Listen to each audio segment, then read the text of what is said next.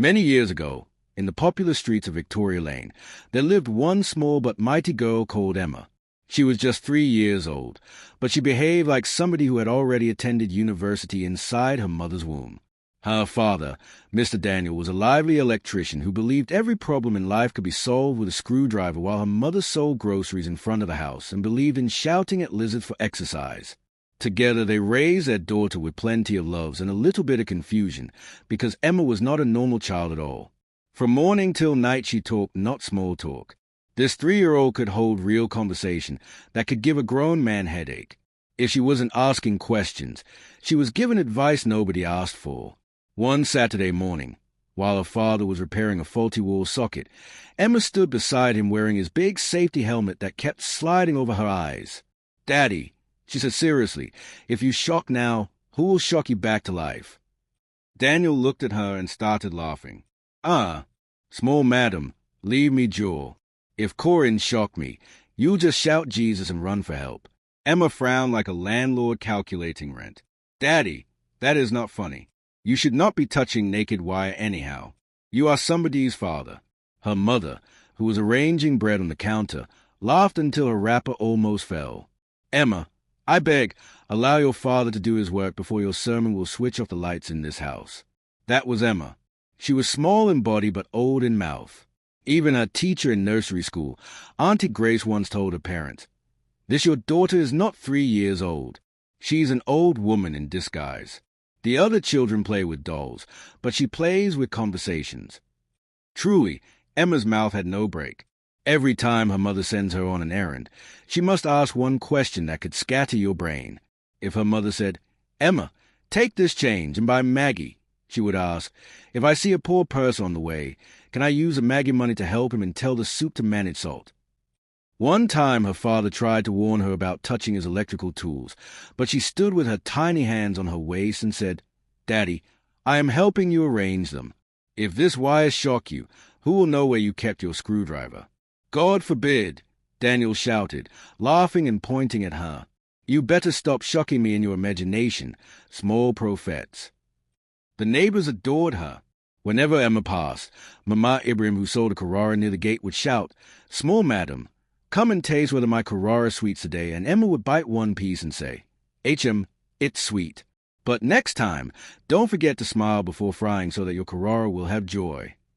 Another neighbor, old Mr. Peter, used to call her Madam President because she walked as if she owned the streets. Every evening she would wave at him from afar, shouting, "Good evening, so have you eaten vegetables today?" Sometimes she would sit outside with her grandmother, who visited often from the village. Grandma Rose would shake her head and say, "This child talks like she has been in this life before. I am sure when she sleeps angels gather to take notes." Well, it was true, because even her dreams were dramatic. One night she woke up crying and said, "Mommy, I saw biscuits with hands and legs chasing me. I think I eat too much of it in real life." Her mother couldn't stop laughing.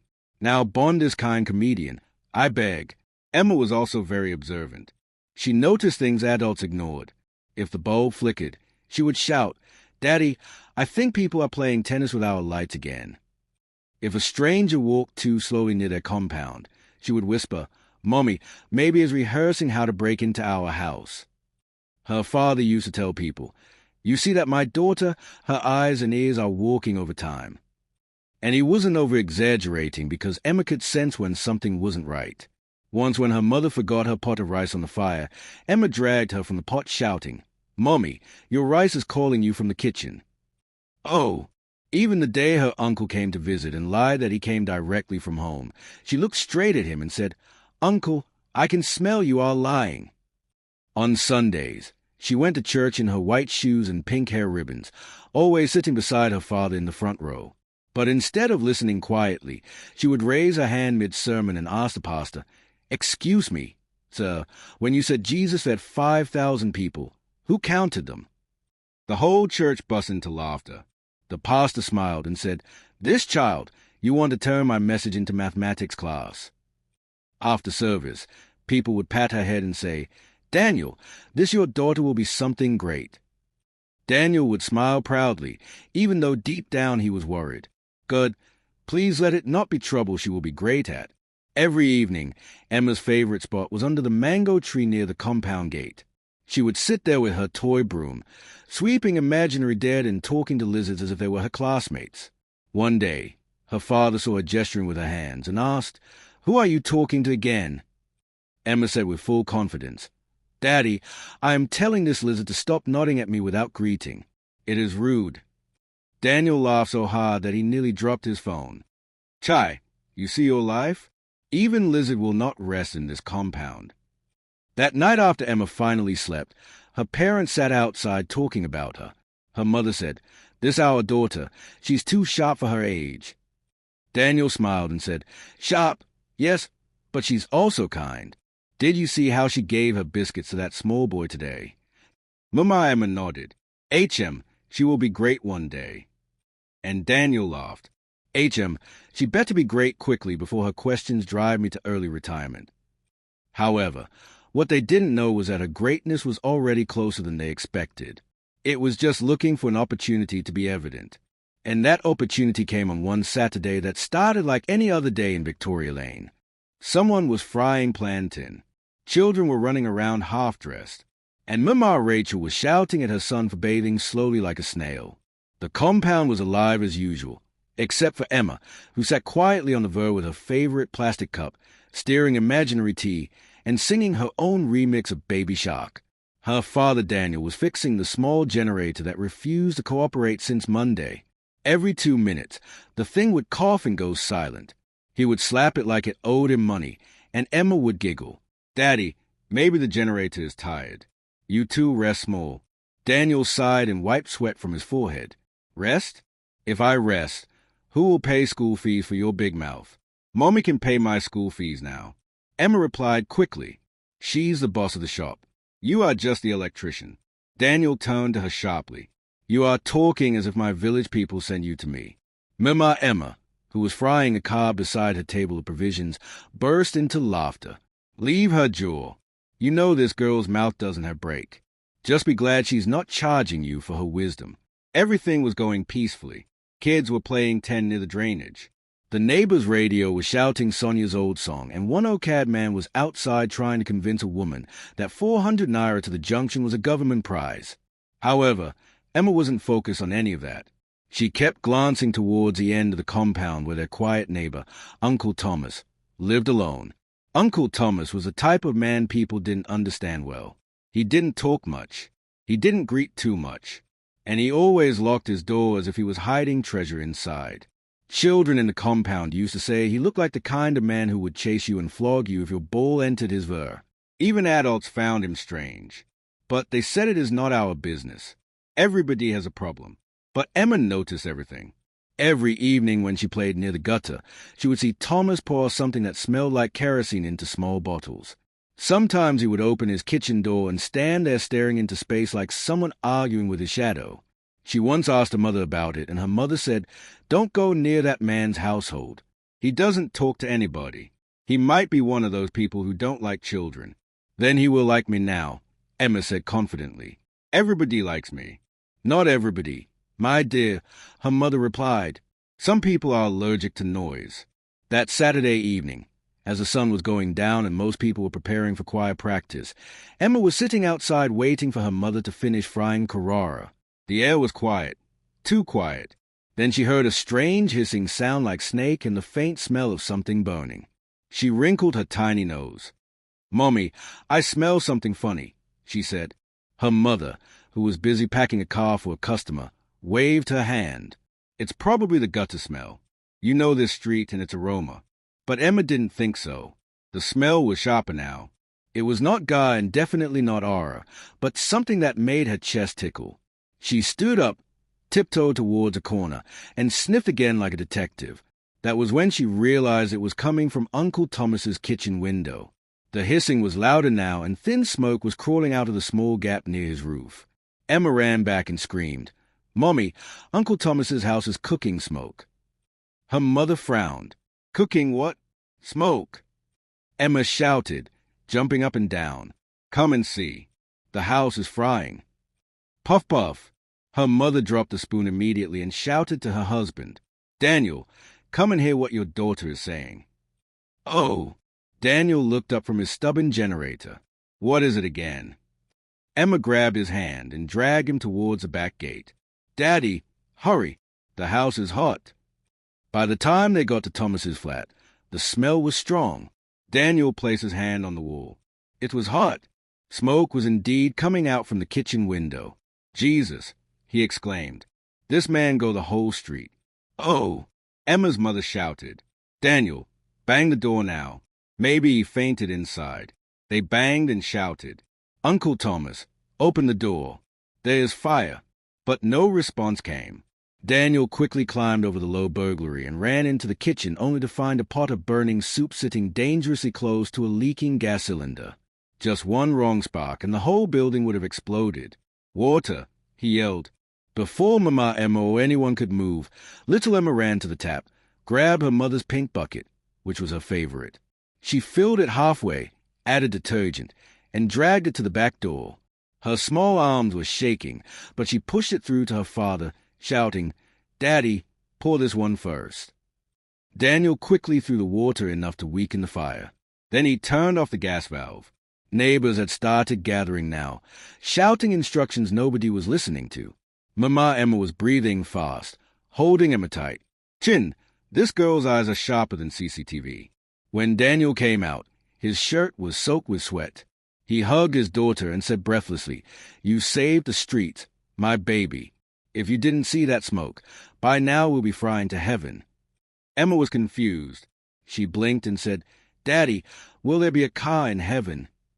Everyone burst into laughter, even in that tense moment. Later that night, the street was filled with talk. Neighbors couldn't stop praising the little girl. Now that small picking way they always talk way save us today. One woman said another person added some children talk nonsense, but her own talk get Holy Spirit inside. Even Uncle Thomas, who had returned from work to meet the half-born's kitchen, couldn't stop thanking them. He was embarrassed but grateful. I don't even know how to thank this child. If not for her, I'll be gone. Emma just smiled, eating a Carrara from her mother's tray. Next time, don't leave fire alone. Fire is stubborn like Daddy's generator. Everyone laughed again. Mama Emma looked at her daughter and said, I told you she's different. See how God used her small eyes to save big people. When Grandma Rose called them over the phone later that evening, she was amazed when she heard of Emma's brave acts. She bragged proudly. I have been saying it now. This girl did not come from an ordinary hospital. She came straight from heaven. Daniel shook his head and said, Heaven better prepare for drama then, because when she goes back, she will ask them plenty questions. By the next morning, everybody in Victoria Lane had heard the story. The news spread faster than aura smell on a normal day that Daniel Payne saved the whole street to before 8 a.m. Curious people began trooping into their compound pretending to greet, but actually they were coming to see the famous 3-year-old firefighter. Mama Rachel, the woman that never missed any gossip, arrived first with her rapid tide like emergency. Mama Emma, I just said let me greet you this early morning. No, she began. Yes, a small madam nearly turned to firefighter yesterday night. Mama Emma laughed shyly. My sister now go, if not for this girl by now we've a day inside ashes. Emma, who was sitting on the verge eating cornflakes, raised her head and said, I don't fight fire, I just help Daddy because he was shouting too much and he didn't know what to do. The whole place burst into laughter.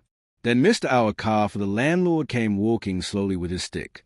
He called out, Emma, come here, my hero. Emma ran up to him, standing at attention like a soldier. He patted her head and said, You have saved my house, my rent, and my blood pressure. Tell me, who taught you to be so brave? Emma smiled proudly. My mommy taught me to be fast, and my daddy taught me to shout when something is wrong. Daniel laughed from the corner. So shouting is now part of your certificate. Abby, that whole Sunday was like a festival. Neighbors brought Zobo and granite. Children followed Emma around calling her super baby. And even the Okada riders by the junction stopped her to say, Small madam, if you see any fire again, call us so we go help. The funniest part was when a teacher from Happy Kids Nursery School, Auntie Grace, came by. She said, Emma, so this is what you've been training for instead of sleeping during nap time. Emma looked up innocently. Auntie, I told you I don't like sleeping. What if fire comes when I am sleeping? The whole compound roared with laughter again. Daniel whispered to his wife. "I think we should start charging people gate fee to hear this girl talk." By evening, someone had even posted a story on Facebook with a caption, "3-year-old girl saves entire streets from explosion." It had over 400 likes in 2 hours. Mama Emma's phone wouldn't stop ringing. Her friends were calling and saying things like, "Hey, Woman of the Year, you gave Best a fire extinguisher." Even one radio station called Daniel asking if they could interview them. The next day, Daniel, who was half shy and half proud, said, "Radio care. Let's first ask Emma if she's ready for celebrity life." And when he told Emma, she said very seriously, "I don't like microphone. It's always shouting. I will just write my story on paper." Her mother laughed so hard that she had to hold her chest. "You write story. You don't even know how to write your name properly." Emma frowned. "Then you write it for me now." Later that night, after all the excitement, the family sat in the sitting room. Daniel turned to his daughter. "Emma, do you know you saved lives yesterday?" Emma nodded slowly. "Yes, Daddy. Does that mean I can watch an extra cartoon tonight?" Her parents burst into laughter. Mama Emma wiped her eyes and said, "You this girl? So after all this your hero talk, it is cartoon that is worrying you?" Emma grinned mischievously. "Yes, Mommy. Evil heroes rest." Daniel pointed at her and said, "This one will not kill me. She will just talk me straight to heaven." The next day, a small crowd gathered again outside the compound gates. 2 local government officials arrived with a framed certificate, smiling like people who came to share good news. They shook hands with Daniel and said, "We heard about your daughter's bravery." The chairman himself said, "We must come and present this small award. It is not much, but we are proud of her." When Emma came out wearing her pink slippers and messy hair, everyone clapped. The official bent down and said, "Well done, little hero. You were very brave." Emma looked at them and asked, "Uncle, is this certificate for me or for my mommy?" The officer smiled. "It's for you." Emma nodded seriously. "Then write my name." "Well, it is AEMMA. My teacher says I am too fine for spelling mistakes." Even the officials couldn't stop laughing at this point. They took pictures with Emma holding her certificate upside down, smiling proudly while her father stood beside her like a bodyguard and her mother like a public relations officer. That night, Grandma called him again. "Daniel, is it true that my granddaughter is now collecting awards?" Daniel laughed. "Mama, yes." "Oh, your grandchild is now a superhero escape." Grandma replied, "HM, I told you she was born for wonders. When she grows up, remember don't let her marry anyhow, man. She must marry somebody with sense." Emma, who was at dropping, shouted from the corner, "Grandma, I don't want to marry you. Oh, I want to be a firefighter and a singer." The whole family burst into another round of laughter. From that day, people on the street began greeting her differently. Children called her Captain Emma. Adults greeted her with respect, and even Mr. Thomas bought her a new school bag as appreciation gift. He told her shyly, "I cannot thank you enough, little one. You saved me." Emma smiled and said, "Next time, Uncle, don't leave fire alone. It is like a naughty child." The man nodded. "You are right. I have learned my lesson." Although Emma didn't fully understand what all the noise was about, she just knew that everybody was happy, and that was enough for her that night before sleeping. She told her mother, "Mommy, saving people is good though, but can I still miss school tomorrow? I want to rest from being famous." Mama Emma laughed. "You will still go to school, small, madam, fame or no fame." A few days later, after the excitement had cooled down, peace returned to Victoria Lane, or so everyone thought. People had stopped talking about the fire. The neighbors were back to their normal gossip. The children were playing with sand again, and Mama Emma had gone back to shouting at Daniel for leaving his tools everywhere like decoration. And then one afternoon, a white pickup truck with the words, "Lagos Fire Safety Unit" parked in front of the compound. 3 men stepped out in neat uniform scarring clipboards. The neighbors started peeping from windows like cats smelling fish. The leader, a tall officer with a wide chest, knocked on the gate and asked, "Good afternoon. Are you the Daniel family?" Daniel came out wiping his oily hands. "Yes, sir. Hope there is no problem." The man smiled. "No problem. Sir, we are yet to investigate last week's fire incident. Routine follow-up. Mama Emma's heart skipped a beat. Ah, you people have come again. The officer laughed. Don't worry, madam. We are not here to arrest anybody. We just need to check the cause of the fire and make a report. They went to Mr. Thomas's apartment. He looked nervous, scratching his head as they inspected his kitchen. The fire officers opened the cabinet, safed around until finally one of them found a half-filled geranium behind the fridge. So, what is this doing here? Thomas stammered. I was keeping it for my generator. The officer raised an eyebrow. Generator fell beside a gas cylinder. Thomas swallowed hard. I didn't mean any harm. I was just storing it small. They looked at each other knowingly. The report was now clear. The fire started because of leaking petrol fumes that met a naked flame. If Emma hadn't noticed it when she did, the whole compound might have been gone within minutes. When the officers finished, they came back to the compound and gathered everyone. The leader said, Seriously, you people were lucky.